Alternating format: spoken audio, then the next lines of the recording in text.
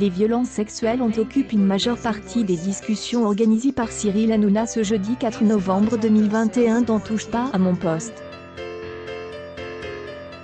Le divertissement de ces mythes est revenu sur deux affaires qui alimentent le champ médiatique, à savoir les accusations ciblant Habitant et Jean-Luc Lahaye.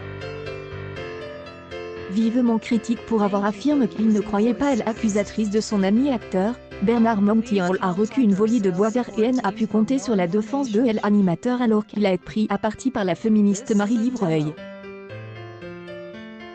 En effet, Cyril Hanouna a tenu à recadrer son chroniqueur, quand on choque un certain nombre de personnes, et que ça blesse certaines personnes, c'est qu'il faut peut-être se poser une petite question.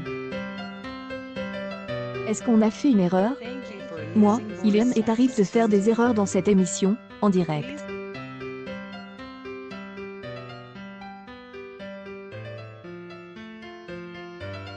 Et j'y ai vu que j'y avais blessé des personnes.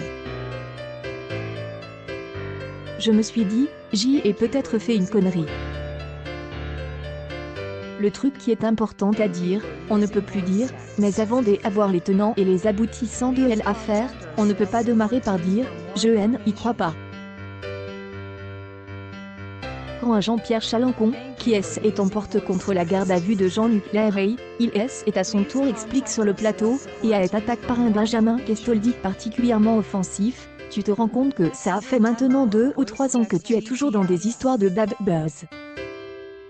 C'est là qu'on se dit, soit il fait exprès, soit il est complètement teub.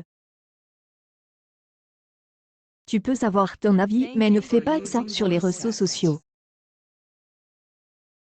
Le fan de Napoléon a alors appelé l'histoire de un de ses amis, Charles Trenet, vise par une plainte dans les années 60, et qui lui a valu 2 mois de préventive et 1,41 million de téléspectateurs ont pris part à la paix de Touche pas à mon poste. Malgré un repli, Cyril Hanouna confirme être en grande forme ces derniers jours avec 6,2 femmes de moins de 50 ans. Cette première partie a conquis 896 000 et 4 en retrait de 4,6 points.